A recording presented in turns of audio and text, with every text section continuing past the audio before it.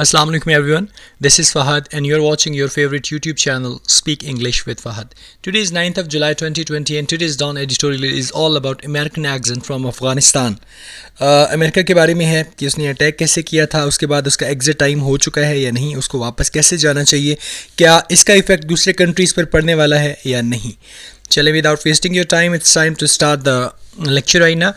Indeed, the American counter-terrorism and nation-building project in Afghanistan, much like the Soviet and British imperial forays in the past, has been an unmitigated disaster. जैसे कि आपको पता है कि America का counter terrorism और nation building plan project जो है अफगानिस्तान में, बिल्कुल ऐसे ही जैसे सोवियत और ब्रिटिश में इन्होंने एक इंपीरियल किस्म का अटैक किया था पास्ट में, उसके जो रिजल्ट्स हैं ना, बड़े डिजास्टर किस्म के हैं, बड़े अनकंडीशनल डिजास्टर का उन्हें सामना करना पड़ा है. While the US invaded Afghanistan in the wake of 9/11, ostensibly to hunt down Al-Qaeda and punish the Afghan Taliban that sheltered the transnational terrorist conglomerate. अब उन्होंने ऐसा क्यों किया? उन्होंने ऐसा इसलिए किया कि उन्होंने 9/11 के वाक़े के बाद अफ़गानिस्तान ने जो है यूएस ने अपेरेंटली जो है वाज़िया तौर पे अफ़गानिस्तान के ऊपर हमला किया, और इसलिए किया ताकि वो अल-कायदा को हंट डाउन करें और उसके साथ साथ उसे सज़ा दें अफ़गान तालिबान को, जिन्होंने एक जो ट्रांसनेशनल टेररिस्ट हैं और उन्होंने ख़ुद को मिक्स करके उन्होंने पनाह ली हुई है. Today, nearly 2 decades on, while Al-Qaeda may be scattered, the Taliban are very much in ascendant. अब आज की अगर बात कर दी जाए तकरीबन 2 डिकेड्स ऑन उसके बाद की देखा जाए तो अलकायदा जो है शायद वो स्कैटर होगी और तालिबान जो है वो वाकई उस असेंडेंट पे नहीं है जैसे वो पहले थे. And while Washington has lost over 2,400 personnel and spent hundreds of billions of dollars on the effort, और जब वाशिंगटन को अगर देखा जाए तो उन्होंने 2,400 पर्सनल्स खोए और उसके साथ साथ उन्होंने hundreds of billions of dollars जो हैं इस एफर्ट के ऊपर स्पेंड कर दिए हैं. There is not much to show for it, as the Afghan movement and military are widely seen as incapable of running and securing the country once their Western sponsors depart. ये बात जो है ना, ये there is not much to show, ऐसा दिखाने में ज़रूरी नहीं है कि जैसे अफ़गान गवर्नमेंट है और मिलिट्री जो है वो देखा जा रहा है कि वो वाक़ई तौर पे इनकैपेबल हैं कि वो अपनी जो गवर्नमेंट है उसको रन करें, ख़ासकर उस वक्त जब उनके वेस्टर्न जो स्पॉन्सर्स हैं यानी कि जो अमेरिका है वो डिपार्ट कर दे. इन सच सर्कमस्टेंसेस, अगर ऐसे हालात होते हैं या ऐसे हालात में, and considering it is an election year in America, और ये सोचते हुए कि अमेरिका में जो है वो इलेक्शन का साल है, president Donald Trump's haste to bring the boys back home, ये जो प्रेसिडेंट डोनाल्ड ट्रंप ने जल्दी की है ना, और उसने ये नारा लगाया कि जी बॉयज़ को वापस बुला लें, कैन बी अंडरस्टूड, ये बात समझी जा सकती है.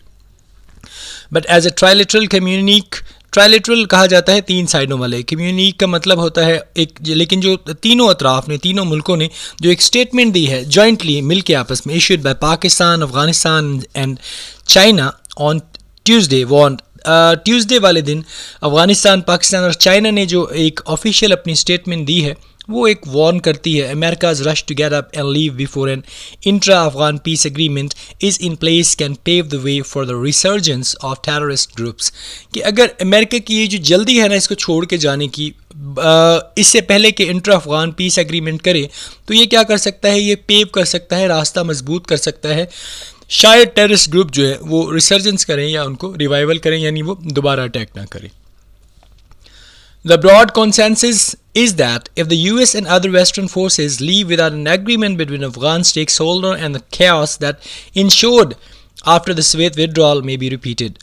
अब इसमें सबसे बड़ा जो दो ब्रॉड एग्रीमेंट क्या है वो ये है कि अगर यूएस और दूसरी वेस्टर्न फोर्सेस जो हैं वो लीव करती हैं बग़ैर किसी एग्रीमेंट के अफ़गान स्टेक होल्डर्स के दरमियान, तो फिर इस चीज़ का केओस है कि ये हो सकता है बिल्कुल ऐसे ही जैसे सोवियत में इन्होंने पहले विड्रॉ किया था, वहाँ से जब ये निकले थे तो सोवियत में जैसे हुआ था यहाँ पे भी वैसा ही होने के चांसेस मौजूद हैं.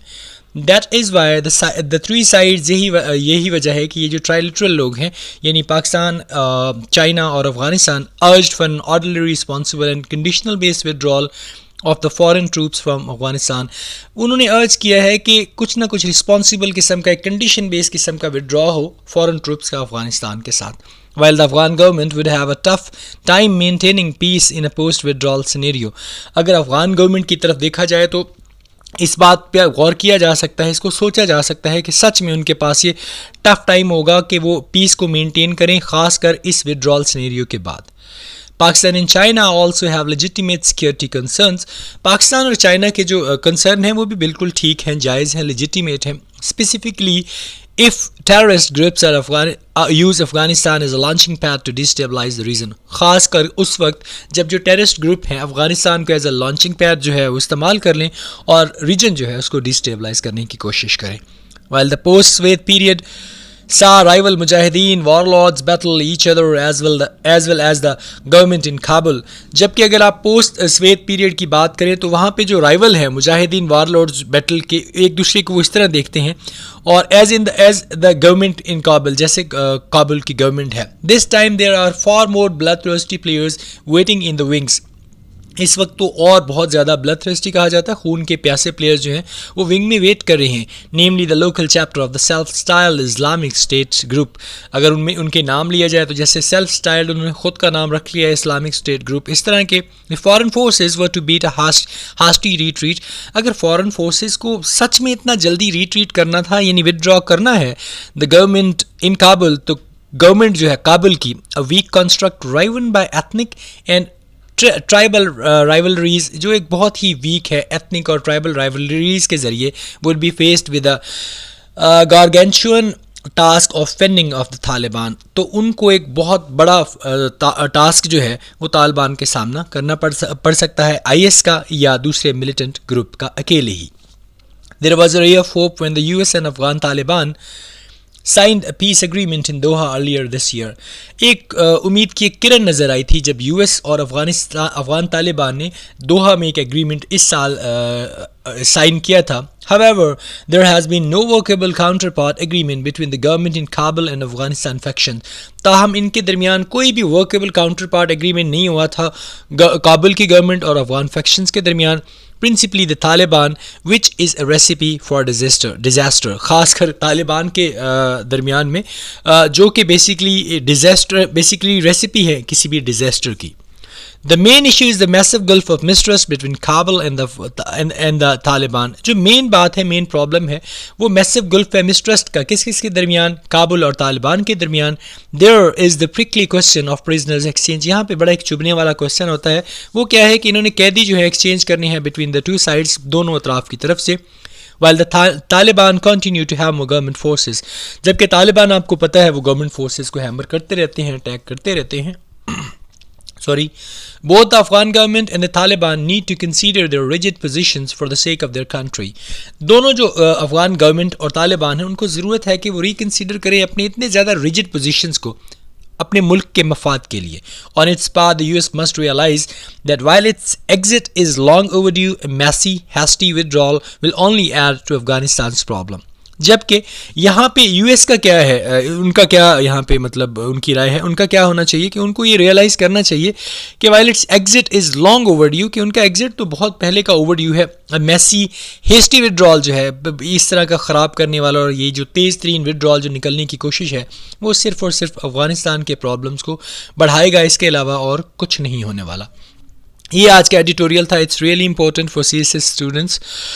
इसका क्वेश्चन ये है कि is this the right time for America to exit. आप क्या समझते हैं कि ये अमेरिका का अफ़गानिस्तान से निकलने के लिए सही वक्त है, और अगर सही वक्त है और अगर उनको निकलना बनता भी है तो उसके पीछे उन्हें क्या करना चाहिए? You will have to write your own opinion in the light of this editorial. ठीक है, इसको पढ़िएगा, इसके ऊपर आपका अपना ओपिनियन जो है वो लिख दीजिएगा। आज के वर्ड्स में डिस्कस कर दूं। First one is forage. Forage का मतलब होता है अटैक करना, किसी पर हमला करना। द गैरिजन मेड अ फोरे अगेंस्ट रिचर्स कैंप। अनमिटिगेटेड का मतलब होता है अनकंडीशनल, यानी उसकी कोई कंडीशंस ना हो, उनके कोई उसकी कोई रिवायात ना हो, अनकंडीशनल हो। The tour has been unmitigated disaster, यानी जो आपने सोचा ना हो उसके अगेंस्ट हो जाए। नेक्स्ट वर्ड इज ऑस्टेंसिबली का मतलब होता है अपेरेंटली, वाजिया तौर पे कुछ छुपा हुआ जिसमें ना हो। The party secretary resigned ostensibly from ill health. Next word is conglomerate. Conglomerate का मतलब होता है मिक्सचर, बहुत ज़्यादा चीज़ों का आपस में मिल जाना, मिंगल कर जाना। The earth is specialised conglomerate of organisms. उसके बाद है कम्युनिक का मतलब होता है एक ऑफिशियल किस्म की स्टेटमेंट जो आपका आपकी कंट्री दे या आपकी कोई चीज़ रिटन ऑफिशियल स्टेटमेंट दे दे. The country's foreign ministry issued a communique. Consensus का मतलब होता है agreement. There is a growing consensus that the current regime has failed. Next one is ensued. Sorry, I just forgot.